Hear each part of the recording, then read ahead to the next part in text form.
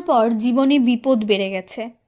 একজন জানালো দীক্ষা নেওয়ার পর বিপদ বেড়ে গেছে তার জীবনে। শ্রী শ্রী আচার্যদেব বললেন, দীক্ষায় চলার নির্দেশগুলো পাই, এখন সে অনুযায়ী চলাটা না হলে ফল হবে কি করে? আমি রান্না করব, উনুনের অনেক উঁচুতে ভাতের হাঁড়ি রাখলাম, তাতে ভাত হবে? আগুনের সংস্পর্শে রাখলেই ভাত হবে? তাই সব কিছু যথাযথভাবে করার উপর প্রাপ্তি। দীক্ষা নিয়ে ভাবছো মনে, হলো তো সবই তো হলো, তা কিন্তু নয়, তা তো নয়। নিষ্ঠাসহ যদি না পালো।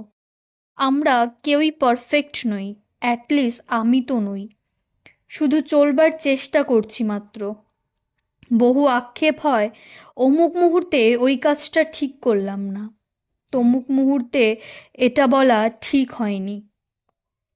কিন্তু যারা বলেন দীক্ষা নিয়ে কিছুই লাভ হয়নি, তাদের শুধু একটাই প্রশ্ন করতে ইচ্ছে করে, ঠাকুরকে কি তারা কখনো জীবন্ত বলে ভেবেছেন, না সেরফ ফটো বলে ধরে রেখেছেন?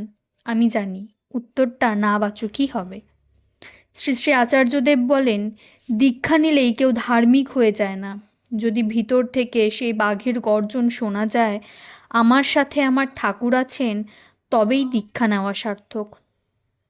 তাকে যদি জীবন্ত করে রাখতে পারি, জীবন্ত করে ভাবতে পারি, বহু প্রশ্নের সমাধান আসলে আপনি আপই হয়ে যায়। তাকে যদি জীবন্ত ভাবি, পরিবারের অভিভাবক বলে মনে করি, সর্বকর্মারম্ভে তার ভোগের জন্য কিছু অর্ঘ্য তাকে ভালোবেসে দিতে মনে প্রশ্ন জাগে না। আর সেটাই তো ইষ্টবৃত্তি। তাকে যদি জীবন্ত বলে ভাবি, বাড়িতে তার আসনটা আর ফটোটা পরিষ্কার রাখার কথা আর আলাদা করে ভাবতে যেতে হয় না।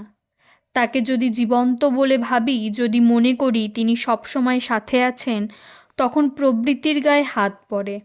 খারাপ কিছু করবার আগে মনে ঠোক্কর আসে, আমি যদি এটা করি তাহলে তিনি কষ্ট পাবেন, আর সেটাই তো ইষ্টানুগ নিয়ন্ত্রণ।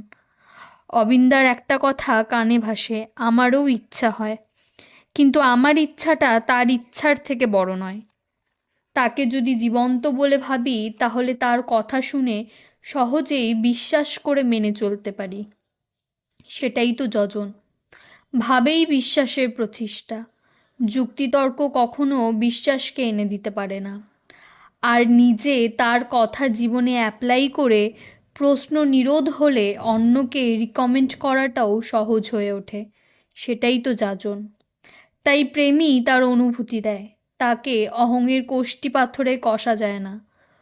তত্ত্বকথার তর্ক জুড়ে প্রমাণ চাহিষ্কার, পরম যে জন প্রেম ছাড়া কি উদিস মিলে তার। জয়গুরু।